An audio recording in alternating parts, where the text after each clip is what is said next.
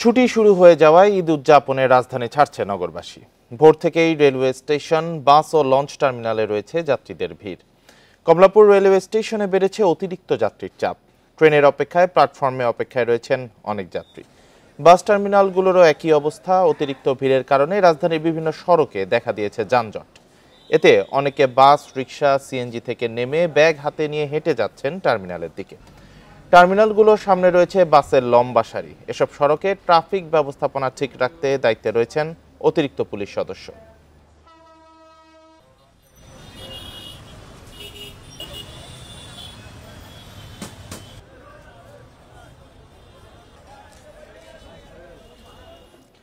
ঈদযাত্রায় রাস্তাঘাট পরিস্থিতি নিয়ে আরো জানাতে গাজীপুর ও রাজবাড়ী থেকে যুক্ত হয়েছেন সহকর্মীরা। প্রথমে গাজীপুর থেকে জানাবেন সহকর্মী আবুল হাসান।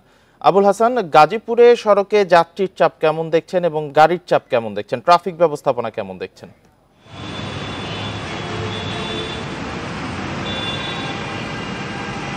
দেখুন, গতকাল থেকেই কিন্তু মানুষের যে ঈদযাত্রা সেটি আনুষ্ঠানিকভাবেই শুরু হয়েছে এবং সেই ধারা এখনও রয়েছে। এবং সকাল থেকে আমি যে চিত্রটি দেখেছি, ঢাকা টাঙ্গাইল, ঢাকা ময়মনসিংহ মহাসড়কে উভয় সড়কে কিন্তু মানুষের উপস্থিতি যেমন বেড়েছে তেমন কিন্তু যানবাহনের সংখ্যা অনেক বেড়ে গেছে। এবং এরই মধ্যে ঢাকা ময়মনসিংহ মহাসড়কে গাড়ির চাপ বেশি থাকায় টঙ্গী বাজার থেকে মিলগেট এলাকা পর্যন্ত এবং ভোগড়া বাইপাস থেকে চান্দনা চৌরাস্তা এলাকায় কিন্তু গাড়ি অত্যন্ত ধীর গতিতে চলছে। এবং এই পয়েন্টে আপনি বিশেষ করে চান্দনা চৌরাস্তা একটি যানজটপ্রবণ এলাকা এবং সেখানে গাড়িগুলো সাধারণত যাত্রী ওঠানামা করে এবং সেই কারণ সহ গাড়ির চাপ বেশি থাকায় এখানে কিন্তু গাড়ির ধীরগতি রয়েছে, অনেকটা জটলা রয়েছে। এবং ঢাকা টাঙ্গাইল মহাসড়কের চন্দ্রা এবং আশেপাশের এলাকায় বিশেষ করে ওয়ালটন কারখানার সামনে থেকে কালিয়াকুর বাইপাস পর্যন্ত এলাকায় গাড়ি কিন্তু ধীর গতিতে চলছে। আমরা যাত্রীদের সঙ্গে কয়েকজনের সঙ্গে কথা বলেছিলাম, তারা যেটি জানিয়েছেন যে অনেকে ঈদযাত্রায় দুর্ভোগের কথা মাথায় রেখে স্ত্রী পরিজন আগেই পাঠিয়ে দিয়েছেন এবং তারা এখন যাচ্ছেন। আবার অনেকেই স্ত্রী পরিজন বা স্বজনদের সঙ্গে একসঙ্গে ঈদযাত্রায় সামিল হয়েছেন এবং মানুষের উপস্থিতি কিন্তু এই কারণে একটু বেশি রয়েছে। এবং আপনি জানেন যে আজকে এবং আগামীকাল গাজীপুরের বেশিরভাগ শিল্প কারখানার ছুটি ঘোষণা করা হবে এবং দুপুরের পরে এই যে শ্রমিক সেই সংখ্যাটি আরও বাড়বে এবং দুপুরের পরে যানজটের যে সংখ্যা সেটি বাড়তে পারে এরকম আশঙ্কা করছেন এখানকার যাত্রীরা। এবং চালকরা যেটি জানিয়েছেন যে রাস্তাঘাট ভালো থাকলেও গাড়ির সংখ্যা বেশি এবং যে ছোটোখাটো গাড়ি বা অযান্ত্রিক গাড়িগুলো রয়েছে সেগুলো এলোমেলো যাত্রী ওঠানামা করার কারণে কিছুটা তাদের গাড়ি চালাতে সমস্যা হচ্ছে এবং কয়েক জায়গায় তাদেরকে গাড়ি ধীরগতি করতে হচ্ছে, এইটি তারা জানিয়েছেন। এবং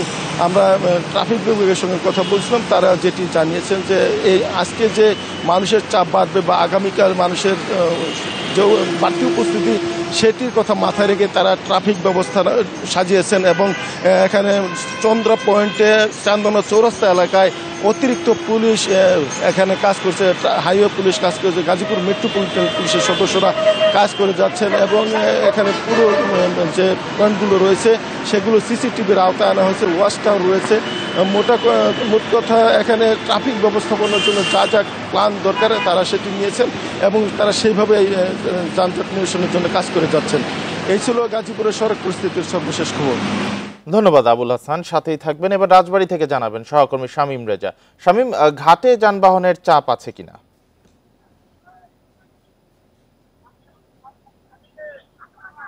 দেখুন, সকাল থেকেই কিন্তু দৌলতদিয়া ফেরিঘাট এলাকাতে যানবাহনের চাপ রয়েছে। যানবাহনের চাপ থাকলেও কিন্তু যানজট বা ভোগান্তি সেটা কিন্তু নেই। আমরা সকাল থেকেই দৌলতদিয়ার বিভিন্ন ফেরিঘাট এলাকাতে রয়েছে, ঘুরে যেটা দেখতে পেয়েছি যে মানিকগঞ্জের পাটুরিয়া থেকে যে ফেরিগুলো ছেড়ে যাচ্ছে সেই ফেরিগুলো কিন্তু উপচে পড়া যাত্রী নিয়েই দৌলতদিয়া ঘাটে এসে ভিড়ছেন এবং দৌলতদিয়া ঘাট থেকে যাত্রীরা কিন্তু সহজেই কোনো প্রকার ভোগান্তি ছাড়াই তারা তাদের গন্তব্যে চলে যাচ্ছে। এবং আমরা ঘাট এলাকাতে দেখতে পেয়েছি যে কোনো প্রকার যানজট নেই বা ভোগান্তি নেই। দেশের দক্ষিণ পশ্চিম অঞ্চল থেকে যে যানবাহনগুলো রাজধানী ঢাকায় যাচ্ছেন সেই যানবাহনগুলোও কিন্তু সরাসরি ফেরিতে উঠেই চলে যেতে পারছেন।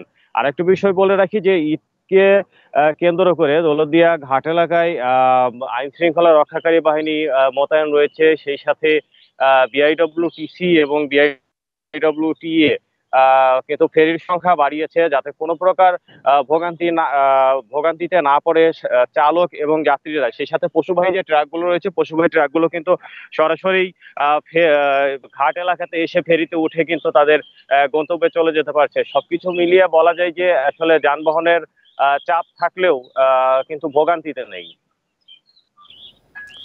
ঈদযাত্রার খবর জানাচ্ছিলেন গাজীপুর ও রাজবাড়ী থেকে আমাদের সহকর্মীরা। কোরবানির পশুর হাটে বেচাকেনা শুরু হয়েছে, তবে এখনো জমেনি পুরোদমে। শেষ সময়ের হাটে ভিড় এড়াতে আগে ভাগেই পশু কিনছেন অনেকে। দাম বেশি বলে দাবি ক্রেতাদের, আর বিক্রেতারা বলছেন ন্যায্য দাম না পাওয়ায় পশু বিক্রি করতে পারছেন না তারা। ঢাকা পলিটেকনিক ইনস্টিটিউট মাঠে বসেছে কোরবানির পশুর হাট। এরই মধ্যে মাঠ ছাড়িয়ে পশু রাখা হয়েছে সড়কে। বিভিন্ন জেলা থেকে রাজধানীর হাটে পশু নিয়ে আসছেন ব্যবসায়ীরা। ঈদের বাকি 4 দিন, ক্রেতারাও হাটে আসতে শুরু করেছেন, তবে সংখ্যায় কম। অনেকে বিভিন্ন হাট ঘুরে দাম যাচাই করছেন। শেষ সময়ের ভিড় এড়াতে কেউ কেউ গরু কিনছেন আগে ভাগেই। আমার টার্গেট ছিল 1.10, আমি একে কিনছি, 5,000 টাকা হাসিল লাগছে, সর্বমোট 1,05,000 টাকা আমার পড়ছে। এটা আমি আলহামদুলিল্লাহ 3-4 দিন আমি পালি, এটারে খাওয়াই, আদর করি, এরপর এটারে কোরবানি দিই। বিক্রেতারা বলছেন এখনো পুরোদমে বিক্রি শুরু হয়নি। পশু অনুযায়ী দাম না পাওয়ার অভিযোগও তাদের। আজ 5 দিন বসে আছি, কোনো খরিদ্দার নেই। আমরা যে দাম চাচ্ছি তার অর্ধেক দাম বইলে চলে যাচ্ছে। এখন একটা আমরা 5-7 গাড়ি গরু এনেছি, একটা গরু বেচা কিনা হয়নি। আমরা 3 লাখ টাকা দাম চাচ্ছি, অর্ধেক বইলে চলে যাচ্ছে। তারা যে একটা দাম বলবে, একটা দামও এখন বলতে বলিনি। 60টা গরু আনছি, 2টা বিক্রি করছি, অবস্থা ভালো না, ক্যাশ উঠছে, লাভ হয়েছে না। বৃহস্পতিবার ঈদের আগে শেষ কর্মদিবস। অফিস শেষ করে অনেকে এসেছেন হাটে, তবে দাম বেশি অভিযোগ ক্রেতাদের। এখন এরা শুক্রবার ওই শনিবার চান রাইত এরকম ধরে রাখছে আর কি হাতে। এখনো তারা ছাড়বো ভাব নাই, অনেকে আসছে, রেস্ট নিতেছে, তো অস্তি ধীরে গরু ছাড়বো, হয়তো শুক্রবার থেকে স্টার্ট হবে বেচা কিনা ভালো মতো আর কি। হাটে তো এখনো প্রাইস তো অনেক বেশি যাচ্ছে, ওরা মানে এখনো ছাড়তেছে না ওনারা, মানে হয়তো আজকে কাল পরশু ওরা প্রাইসটা এখনো কমাবে। গত বছরের থেকে এই বছর অনেক বেশি দেখা যায়, বেশি দাম চাচ্ছে, এখনো বিক্রি একটা হয়েছে এরকম কিছু দেখিনি। এবছর ঢাকার 2 সিটিতে 20টি হাটে কোরবানির পশু বিক্রি হচ্ছে। বেচা বিক্রি চলবে 17 জুন পর্যন্ত। Adilur Rahman, Independent News, Dhaka. বিশালাকার গরু বিক্রির জন্য বেশ কয়েকজন খামারির নাম ছড়িয়ে পড়েছে। এরা রাজশাহী, হবিগঞ্জ ও জয়পুরহাটের। গরুগুলোর যেমন চটকদার নাম, তেমনি দামও বিশাল। 20 থেকে 25 মণ ওজনের এক একটি গরুর দাম হাঁকা হচ্ছে 10 থেকে 20 লাখ টাকা পর্যন্ত। বড় গরুর প্রতি ক্রেতা আগ্রহ কম থাকায় দুশ্চিন্তায় খামারিরা। 5 ফুট উচ্চতার ফ্রিজিয়ান জাতের গরু দুটির নাম শনি ও রবি। 40 মণ ওজনের গরু দুটি রাজশাহীর বাগবাড়ার কুরবানির পশুর অন্যতম আকর্ষণ। গরু দুটি 4 বছর ধরে লালন পালন করছেন কৃষক ইমতাজ আলী দম্পতি। দুটির দাম চাইছেন 20 লাখ টাকা। মানুষের মতো করে আরেক সেবা দিই, সেবা দেওয়ার পরে খিলান দিলেনে সর্বদিক দিয়ে চলাফেরা, মানে একবারে নিজের মতো ফ্রি। হবিগঞ্জের রামপুর গ্রামের খামারি তুহিন মিয়ার কিং কুবরার প্রতিও ব্যাপক আগ্রহ। 35 মণের কিং কুবরার দাম চাওয়া হচ্ছে 12 লাখ টাকা। 8টা গরু আছে, 8টার ভিতরে এটাই হচ্ছে সেরা। এই গরুগুলি আমরা ন্যাচারাল খাবার দিয়ে লালন পালন করি। জয়পুরহাটে কয়েকজন খামারি 20 থেকে 23 মণ ওজনের গরু লালন পালন করছেন। এদের ডাকা হয় লায়ন, বাদশাহ, লাল পাহাড় সহ নানা চটকদার নামে। দাম হাঁকা হচ্ছে 10 থেকে 18 লাখ টাকা পর্যন্ত। কুরবানি হাটে তুললে গরু কোনো দাম নাই, গরু কিনা বেচা হয় না, গরু আমদানি বেশি কিনা আমরা দাম পাই না। এই গরুর খরচ বর্তমান শেষ 2 বছর মান্থলি তা 17-18 হাজার টাকার দিকে। তবে বড় গরুর প্রতি ক্রেতাদের আগ্রহ কম থাকায় দুশ্চিন্তায় খামারিরা। তাপস সরকার, ইন্ডিপেন্ডেন্ট নিউজ। কোরবানি পশুর হাট নিয়ে আরো জানাতে খুলনা থেকে যুক্ত হচ্ছেন সহকর্মী এইচএম শামীমুজ্জামান। শামীম, খুলনায় পশুর হাট কেমন জমেছে? হাটে পশু সরবরাহ কেমন দেখছেন?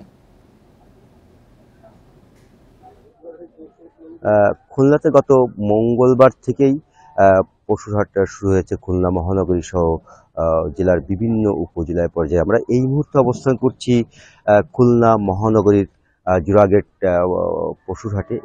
এই হাটটি কিন্তু খুলনার বড় হাটগুলোর মধ্যে একটি। এখানে প্রচুর পশু এসেছে, তবে এখনো কিন্তু যে প্রত্যাশিত যে কেনাকাটা সেটা এখনো শুরু হয়নি। এই পর্যন্ত গত মঙ্গলবার থেকে এই পর্যন্ত 41টি গরু বিক্রি হয়েছে বলে আমাদেরকে হাট কর্তৃপক্ষ জানিয়েছেন।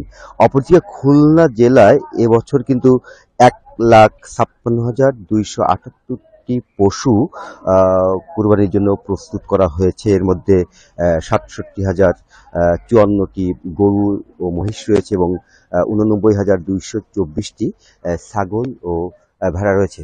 তবে যেহেতু হাট এখনো জমেনি, প্রতি বছরই কিন্তু ঈদের 2-3 দিন আগে থেকেই আসলে হাট জমে। সেই হিসেবে আজ শুক্রবার সাপ্তাহিক ছুটি শুরু হচ্ছে, ঈদের ছুটিও শুরু হচ্ছে, অর্থাৎ আজ বিকেলের পর থেকে হাট জমবে বলেই কিন্তু এখানকার যারা ব্যবসায়ী আছেন তারাও আশা করছেন, হাট কর্তৃপক্ষ আশা করছেন। শুধু এই হাটটি নয়, আজ বিকেলের পর থেকেই খুলনা জেলায় সব মিলে যে 48টি পশুর হাট রয়েছে, সবগুলো হাট আজ বিকেল থেকেই জমবে বলেই কিন্তু আসলে সবাই আশা করছে এবং তেমনটি আশা করছেন। আরেকটা বিষয় একটু বলে রাখি, হাটের নিরাপত্তার জন্য কিন্তু গত বছরের মতো এবারও কর্তৃপক্ষ বিশেষ ব্যবস্থা নিয়েছে। নিরাপত্তা কর্মী যেমন রয়েছে, পুলিশ আছে, এছাড়া সিসি ক্যামেরা দিয়ে কিন্তু আসলে হাটের বিভিন্ন স্থানে সিসি ক্যামেরা বসানো হয়েছে এবং সার্বক্ষণিক নিরাপত্তা কর্মী রয়েছে। এর পাশাপাশি কিন্তু পশুর চিকিৎসার জন্য এখানে চিকিৎসকও রয়েছেন। এর পাশাপাশি হাটে যারা আসছেন অর্থাৎ ক্রেতা বিক্রেতা, তাদের চিকিৎসার জন্যও কিন্তু এখানে হাট কর্তৃপক্ষ চিকিৎসক দিয়েছেন এবং অর্থাৎ যাতে কোনো ধরনের যাতে বিশৃঙ্খলা না হয় এবং সব মিলিয়ে যাতে সুষ্ঠুভাবে যাতে এখানে ক্রেতা বিক্রেতারা কেনাকাটা করতে পারেন, সব ধরনের ব্যবস্থাই করা হয়েছে। তবে সব মিলিয়ে আমরা এখনো পর্যন্ত খুলনাতে যে চিত্র দেখেছি, যে এখনো পর্যন্ত যে কেনাকাটা শুরু না হলেও আজ সন্ধ্যার পর থেকেই বা বিকেল থেকেই কেনাকাটা শুরু হবে বলে প্রত্যাশা করছেন বিক্রেতারা। খুলনা থেকে কোরবানি পশুর হাট নিয়ে জানাচ্ছিলেন সহকর্মী HM শামীমুজ্জামান। কোরবানি ঈদে দিনাজপুরে ক্রেতাদের আগ্রহ বেড়েছে মহিষে। এক হাট থেকে অন্য হাটে ঘুরে ঘুরে মহিষ কিনছেন ক্রেতারা। দাম নিয়েও নেই কোনো অভিযোগ। মহিষের এমন বেচা কেনায় খুশি বিক্রেতারাও। খরচ পুষিয়ে লাভের আশা তাদের। দিনাজপুরের কাহারোল মহিষের হাট, ক্রেতারা দেখে শুনে কিনছেন পছন্দের মহিষ। এবার কোরবানিতে অন্যান্য পশুর পাশাপাশি চাহিদা বেড়েছে মহিষের। এক হাট থেকে অন্য হাট ঘুরে ঘুরে মহিষ কিনছেন বিভিন্ন জেলা থেকে আসা ক্রেতারা। দাম নিয়ে নেই অভিযোগ। ঢাকা মহানগর, উত্তর ও দক্ষিণ, বরিশাল এবং চট্টগ্রাম মহানগর বিএনপির আহ্বায়ক কমিটি বিলুপ্ত ঘোষণা করেছে কেন্দ্রীয় বিএনপি। একই সাথে যুব দলের কেন্দ্রীয় কমিটিও বিলুপ্ত ঘোষণা করেছে দলটি। বৃহস্পতিবার রাতে বিএনপির সিনিয়র যুগ্ম মহাসচিব রুহুল কবির রিজভী স্বাক্ষরিত প্রেস বিজ্ঞপ্তিতে ঘোষণা দেওয়া হয়। বিলুপ্ত কমিটিতে ঢাকা মহানগর উত্তর বিএনপি ভারপ্রাপ্ত আহ্বায়ক ছিলেন অধ্যাপক ডাক্তার ফরহাদ হালিম ডোনার, সদস্য সচিব আমিনুল হক। ঢাকা মহানগর দক্ষিণ বিএনপির আহ্বায়ক আব্দুস সালাম, সদস্য সচিব রফিকুল আলম মজনু। চট্টগ্রাম মহানগর বিএনপির আহ্বায়ক ডাক্তার শাহাদাত হোসেন, সদস্য সচিব আবুল হাশেম বকর। যুবদলের সভাপতি ছিলেন সুলতান সালাউদ্দিন টুকু, সাধারণ সম্পাদক আব্দুল মোনায়েম মুন্না। এদিকে ঢাকা মহানগর ছাত্রদলের 4 কমিটিকেও বিলুপ্ত ঘোষণা করা হয়েছে। বিলুপ্ত কমিটিতে নতুন দায়িত্বে কারা আসবে তা পরে জানানো হবে বলেও বিএনপির পক্ষ থেকে জানানো হয়। আওয়ামী লীগকে ক্ষমতা থেকে সরাতে বিএনপি নতুন করে ষড়যন্ত্র করছে বলে দাবি আওয়ামী লীগ নেতাদের। বিএনপি ষড়যন্ত্র মোকাবেলায় নেতাকর্মীদের সতর্ক থাকার আহ্বান জানিয়েছেন তারা। বৃহস্পতিবার ঢাকা জেলা আওয়ামী লীগের এক অনুষ্ঠানে তারা এই আহ্বান জানিয়েছেন। ইতিহাসের গতিধারায় বঙ্গবন্ধু থেকে শেখ হাসিনা শীর্ষক চিত্র প্রদর্শনী ও আলোচনা সভার আয়োজন করে ঢাকা জেলা আওয়ামী লীগ। তেজগাঁওয়ের কার্যালয়ে আয়োজিত অনুষ্ঠানে যোগ দেন নেতাকর্মীরা। অনুষ্ঠানে আওয়ামী লীগের সাংগঠনিক সম্পাদক মির্জা আজম বলেন, বঙ্গবন্ধুকে হত্যার পর কেউ ভাবেনি আওয়ামী লীগ ঘুরে দাঁড়াবে।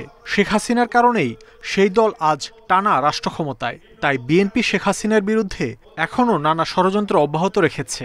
বিএনপির চেয়ারম্যানের দায়িত্ব থেকে সার্বক্ষণিকভাবে শেখ হাসিনাকে হত্যা করার জন্য, আওয়ামী লীগকে ক্ষমতাচ্যুত করার জন্য, এই বাংলাদেশকে আবার পুনরায় পাকিস্তান বানানোর জন্য আজকে তারা চেষ্টা করছেন। আওয়ামী লীগের সভাপতিমণ্ডলীর সদস্য জাহাঙ্গীর কবির নানক দাবি করেন, দুর্নীতি আর মানি লন্ডারিংয়ের টাকায় লন্ডনে আয়েশি জীবনযাপন করছে তারেক রহমান। বিপরীতে দুর্নীতির বিরুদ্ধে যুদ্ধ ঘোষণা করেছে আওয়ামী লীগ। দুর্নীতির বিরুদ্ধে আমাদের যুদ্ধ জয় করতে হবে। লন্ডনে বসে কোত্থেকে আসে টাকা, অর্থাৎ বাংলাদেশের হাজার হাজার কোটি টাকা যে লোপাট করে মানি লন্ডারিং করেছিল, সেই টাকা এখন তিনি উপভোগ করেন। আর বিএনপির নেতা কর্মীদেরকে বিভ্রান্ত করেন, বিপদে ঠেলে দেন। এর আগে চিত্র প্রদর্শনী ঘুরে দেখেন আওয়ামী লীগ নেতারা, পরে তা সর্বসাধারণের জন্য উন্মুক্ত করা হয়। মাহমুদ শরীফ, ইন্ডিপেন্ডেন্ট নিউজ, ঢাকা। জাতীয় পরিচয়পত্র এনআইডি নিয়ে ভোগান্তি দূর করার আশ্বাসের পরেও সংশোধনের আবেদন সংখ্যা প্রতি বছরই বাড়ছে। এই মুহূর্তে সারা দেশে ঝুলে আছে 6 লাখের বেশি আবেদন। এনআইডি নিয়ে ভোগান্তি দূরই হচ্ছে না।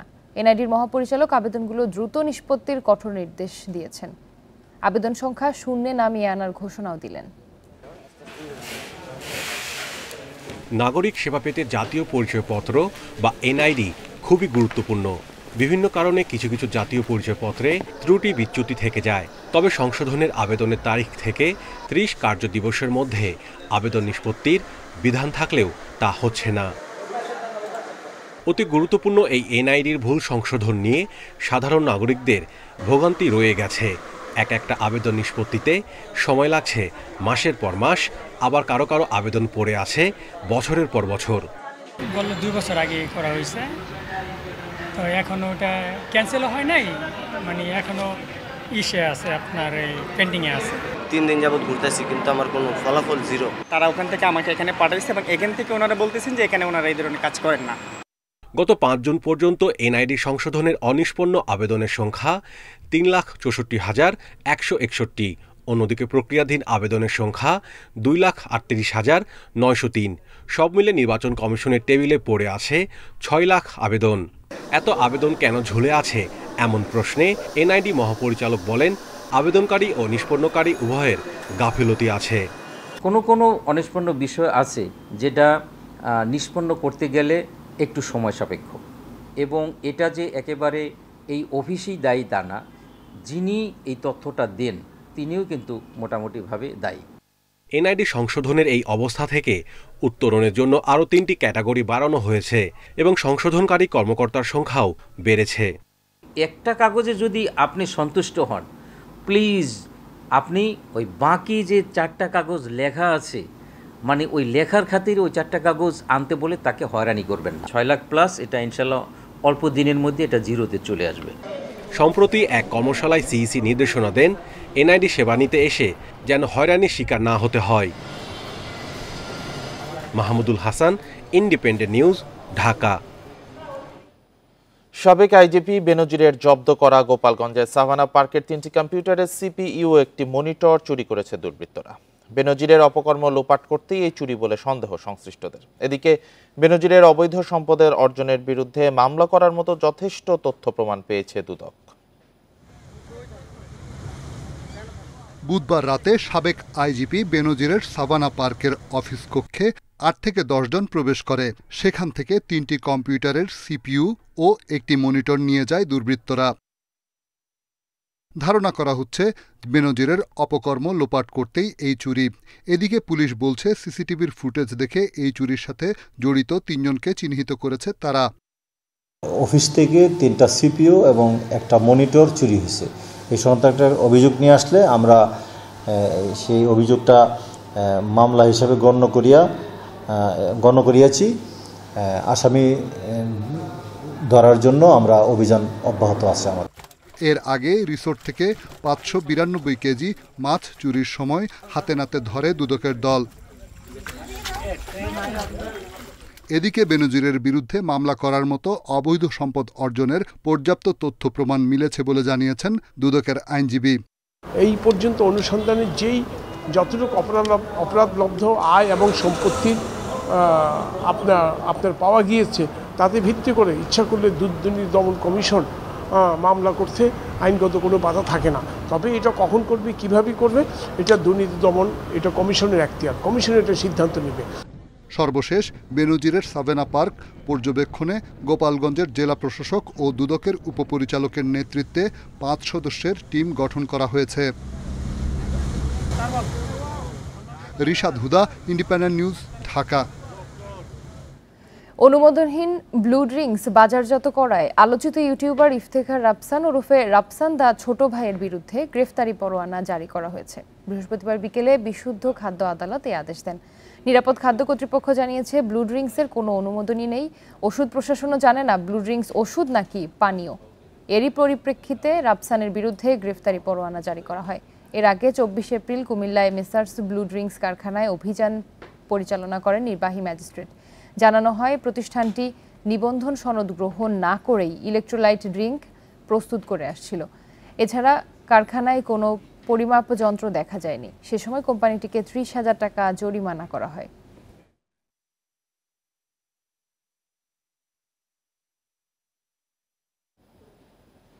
কয়েকদিনের অস্বস্তিকর ভ্যাপসা গরমের পর রাজধানীতে দেখা মিলল স্বস্তির বৃষ্টির। বৃহস্পতিবার দুপুরের পর থেকেই আকাশ মেঘাচ্ছন্ন হয়ে আসে। বিকেলে শুরু হয় মুষলধারে বৃষ্টি। বজ্রসহ বৃষ্টিতে ভোগান্তিতে পড়েন পথচারীরা। আবহাওয়া অফিস বলছে রাজধানীতে 1 ঘন্টায় 56 মিলিমিটার বৃষ্টি হয়েছে। রাজধানীতে দিনভর ভ্যাপসা গরমের পর বিকেলে মেঘাচ্ছন্ন হয়ে আসে আকাশ। দমকা বাতাসের পর নেমে আসে তুমুল বৃষ্টি। গরম কমে স্বস্তি নামলেও বৃষ্টিতে অনেকেই পড়েন ভোগান্তিতে। বৃষ্টিতে তো ভোগান্তি তৈরি হচ্ছে, আলাদা জ্যাম তৈরি হবে। গরমের জন্য একটু আরাম হবে, কিন্তু লঞ্চে যাত্রীদের জন্য একটু সমস্যা হতে পারে। আসছি ঈদ আনন্দ উপলক্ষে বাসা যাব, বাসার ভিতরে বৃষ্টির যানজটের ভিতরে এখন অনেকটাই কষ্টকর হইতেছে। ঈদুল আজহার আগে শেষ কর্মদিবসে রাজধানীতে ছিল তীব্র যানজট। বৃষ্টিতে ভোগান্তি বেড়েছে ঘরমুখী মানুষের। এখন বাড়ি ঘরে যাব, বাড়ি ঘরে যাওয়ার পথে দেখা গেছে বাইরে রওনা হইয়া অনেক মাল সাবানা কেনাকাটা করছে বাড়ি ঘরের জন্য। এই বৃষ্টির কারণে দেখা গেছে অনেক জায়গায় দাঁড়ান পাচ্ছে না। আমার শরীরে পোশাক সবই ভিজে গেছে, নিজেও ভিজে গেছি। বিশৃঙ্খল পরিবেশের কারণে যানজটটা একটু বেশি মনে হয় এবং জনগণের ভোগান্তিটা বেশি মনে হচ্ছে।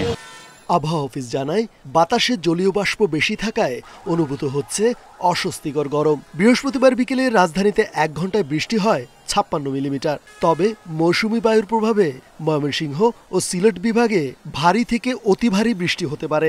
বিশেষ করে রংপুর, ময়মনসিংহ এবং সিলেট এবং তার সঙ্গে চিটাগাং, এই 4টা অঞ্চলে বৃষ্টিপাতের প্রবণতাটা বেশি লক্ষ্য করা যাচ্ছে। আর তুলনামূলকভাবে বরিশাল এবং খুলনা এবং রাজশাহী, এই 3টা ডিভিশনে তুলনামূলকভাবে বৃষ্টির পরিমাণটা কম এবং এই ধারাটা সামনের দিকেও অব্যাহত থাকবে। তবে আগামী 2 দিন টাঙ্গাইল, ফরিদপুর, রাজশাহী, পাবনা, যশোর, চুয়াডাঙ্গা ও কুষ্টিয়া জেলায় মৃদু তাপপ্রবাহ অব্যাহত থাকতে পারে। 16 জুনের পর সারা দেশে ভারী বৃষ্টির সম্ভাবনা আছে। রেজওয়ানুল হক, ইন্ডিপেন্ডেন্ট নিউজ, ঢাকা। ভারতের চেরাপুঞ্জিতে অস্বাভাবিক বৃষ্টিপাতের ফলে সুনামগঞ্জের নদ নদীর পানি বৃদ্ধি পেতে শুরু করেছে। সেই সাথে জেলার বিভিন্ন সীমান্ত, নদী ও খাল দিয়ে পাহাড়ি ঢলের পানি নেমে আসছে তীব্র গতিতে। ঢলের পানি তীব্র হওয়ায় বন্যার শঙ্কা দেখা দিয়েছে। বুধবার দুপুর 12টা থেকে বৃহস্পতিবার দুপুর 12টা পর্যন্ত 24 ঘন্টায় ভারতের চেরাপুঞ্জিতে বৃষ্টিপাতের রেকর্ড করা হয়েছে 349 মিলিমিটার এবং সুনামগঞ্জে 67 মিলিমিটার। এদিকে বৃহস্পতিবার সন্ধ্যা 6টা থেকে পরের 72 ঘন্টা সিলেট অঞ্চলে ভারী বৃষ্টির সতর্কতা জারি করেছে আবহাওয়া অধিদপ্তর।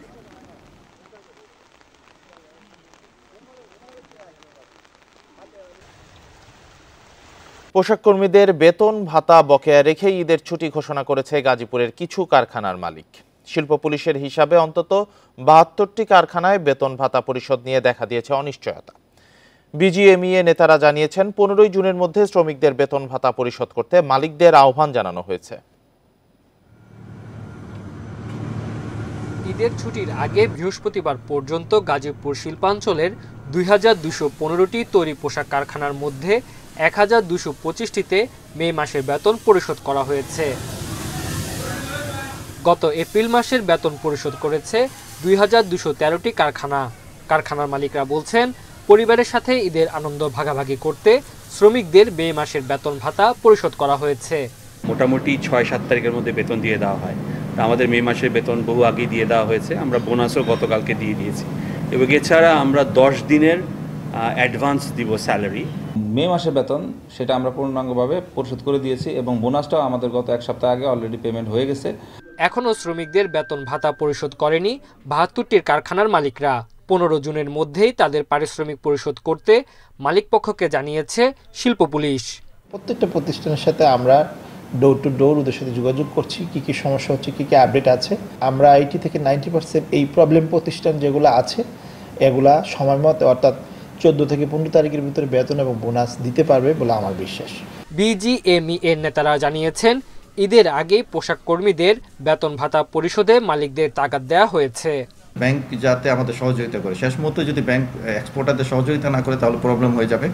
আমরা মনে করি যারা ভালো এক্সপোর্টার অবশ্যই ব্যাংক তাদের সহযোগিতা করতে হবে, তাদেরকে প্রতিষ্ঠান চালানো দিতে হবে, বেতন বোনাসগুলো শ্রমিকদের দিতে পারে সেটা তাদের আশা করি যে তারা সহযোগিতা করবে। গাজীপুরে বিজিএমই এর অন্তর্ভুক্ত 736টি এবং বিকেএমই এর অধীনে 128টি কারখানা রয়েছে। Independent news.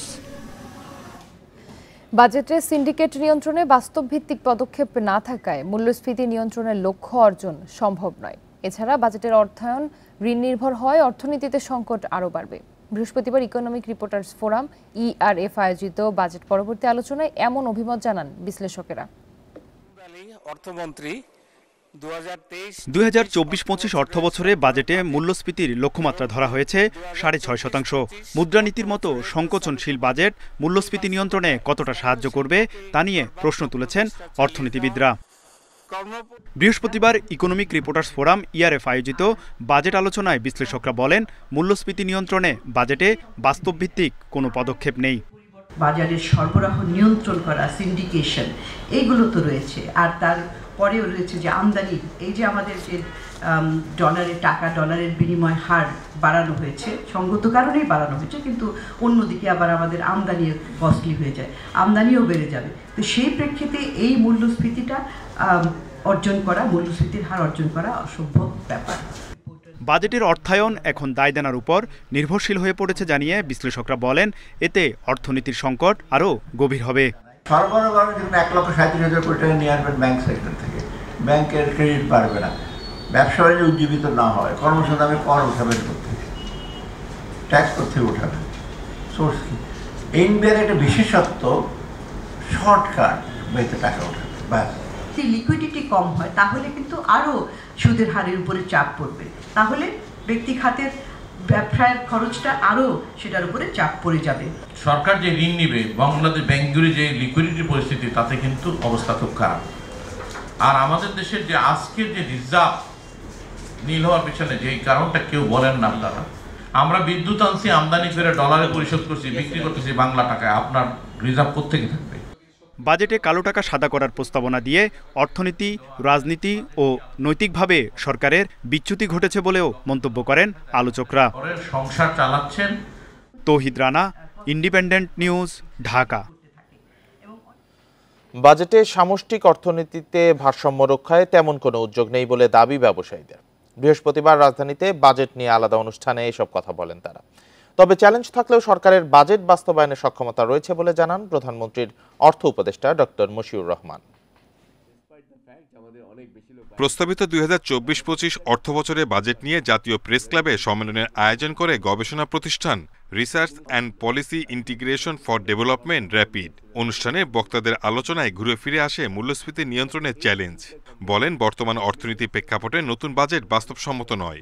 আরেক অনুষ্ঠানে বাজেটে মূল্যস্ফীতি কমানোর সুনির্দিষ্ট পরিকল্পনা নেই বলে দাবি গার্মেন্টস, অ্যাক্সেসরিজ অ্যান্ড প্যাকেজিং ব্যবসায়ীদের। সরকার ইনসেন্টিভ প্রস্তাবিত বাজেট অব্যাহত রেখেছে, সেহেতু বিগত অর্থ বছরে ঘোষিত প্রচ্ছন্ন রপ্তানিকারে মনে করলে ক্যাশ ইনসেন্টিভ এবার বাজেটে অন্তর্ভুক্ত করা এবং উক্ত প্রস্তাবকে বাস্তবায়নে রূপান্তর করার জন্য বিশেষ অনুরোধ করছি। রপ্তানি খাতে আমরা দেখছি শ্লথগতি।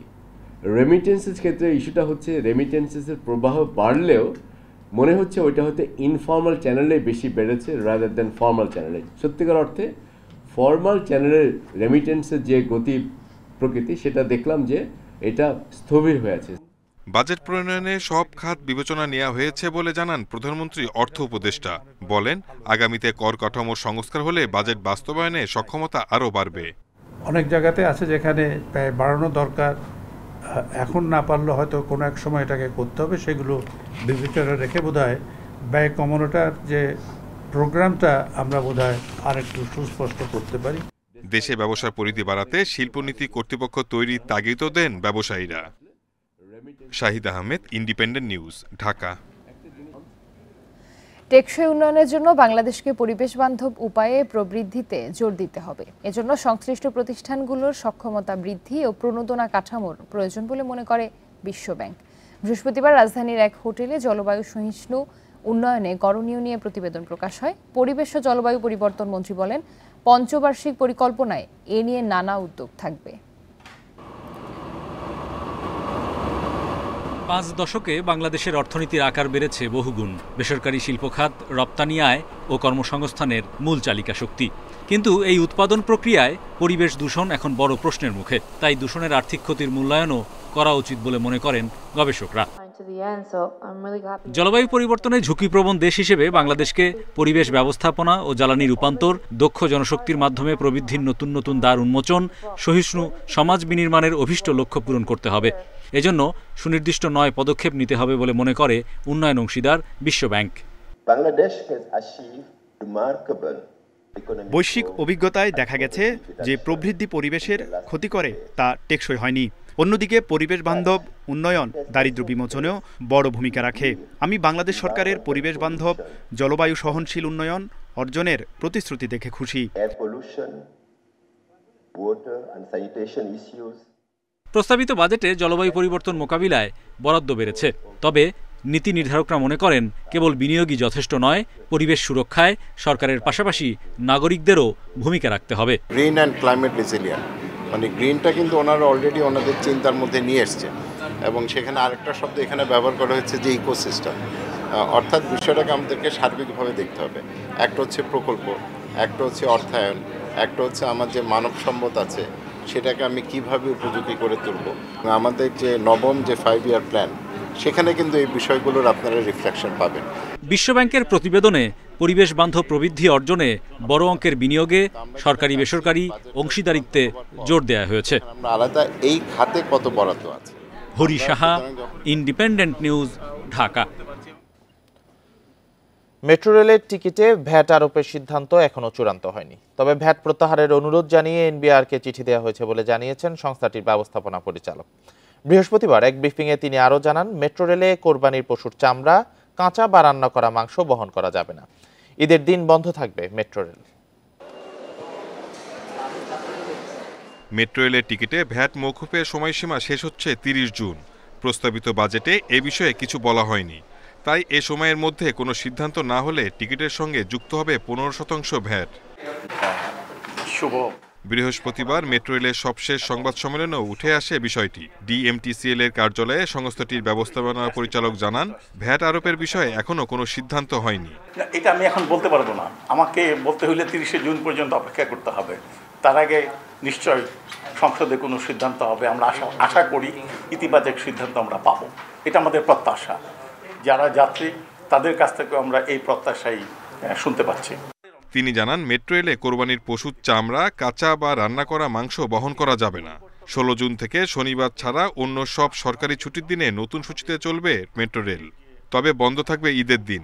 এটা 7:30 থেকে 10:20 পর্যন্ত 15 মিনিট রেডিওতে চলবে। অর্থাৎ এই সকালের সময় যে আগে 12 মিনিট পরে পরে মেট্রো ট্রেনটা চলাচল করত, সেইটা পাবলিক হলিডেতে সকালের অংশটাতে 3 মিনিট বৃদ্ধি করা হয়েছে। 19 জুন থেকে নতুন সময়সূচিতে উত্তরা থেকে মেট্রো রেল সকাল 7:10 ছাড়বে, চলবে রাত 9টা পর্যন্ত। আর মতিঝিল থেকে 7:30 থেকে রাত 9:40 পর্যন্ত চলাচল করবে metro rail. Shahid Ahmed, independent News, Dhaka. কিশোরগঞ্জের ইটনায় নামাকারা নদীর উপর ৭১ কোটি টাকা ব্যয়ে তৈরি হচ্ছে ৫০০ মিটার দীর্ঘ সেতু। সেতু চালু হলে সড়কপথে হবিগঞ্জ ও সুনামগঞ্জ হয়ে সিলেটের সাথে কিশোরগঞ্জের যোগাযোগ সহজ হবে। নির্ধারিত মেয়াদের আগে সেতু নির্মাণ কাজ শেষ করার আশ্বাস স্থানীয় সরকার প্রকৌশল অধিদপ্তরের। শতভাগ হাওর অধ্যুষিত ইটনা উপজেলার নামাকারা নদীর ওপর ২০১৯ সালে এই সেতুটির কাজ শুরু করার কিছুদিন পর বন্ধ করে দেয় ঠিকাদার। ৫ বছর পর নতুন ঠিকাদার নিয়োগ করে সম্প্রতি পুনরায় সেতুর নির্মাণ কাজ শুরু করেছে স্থানীয় সরকার প্রকৌশল অধিদপ্তর। এরই মাঝে সেতুর ৩৫% কাজ শেষ হয়েছে। স্থানীয়রা জানান, হবিগঞ্জ ও সুনামগঞ্জ জেলা হয়ে সিলেটের সাথে কিশোরগঞ্জের সড়ক যোগাযোগ সহজ করতে সেতুটি গুরুত্বপূর্ণ ভূমিকা রাখবে। এই ব্রিজটা হইলে পরে বান্যাসন, হবিগঞ্জ, নবীগঞ্জ এবং সিলেট খুব তাড়াতাড়ি আমরা যাতায়াত করতে পারবো। এই ব্রিজটা তাড়াতাড়ি হওয়ার দরকার। একটা রুগী নিয়ে যেতে গেলে আমরা সমস্যা এই ব্রিজ দিয়ে হাইটটা গিয়ে আর এক গাড়ির মধ্যে তুললে তারপর আমরা ইটনা যেতে। সেতুর কারণে নৌ চলাচল ব্যাহত হবে না জানিয়ে স্থানীয় সরকার প্রকৌশল অধিদপ্তর বলছে, নির্ধারিত সময়ের আগেই নির্মাণ কাজ শেষ হবে। সেতুর নিচ দিয়ে যাতে সারা বছর নৌ চলাচল নিশ্চিত করে, এই জন্য আমরা পর্যাপ্ত পার্টিকেল ক্লিয়ারেন্স নিশ্চিত করেছি এবং আমরা আশা করতেছি নির্দিষ্ট সময়ের পূর্বে সেতুর কাজটি সমাপ্ত করে জনগণের জন্য খুলে দিতে পারবো। ২০২৬ সালের ১ জানুয়ারি এই সেতুটির সম্পূর্ণ কাজ শেষ হওয়ার কথা রয়েছে। Independent news.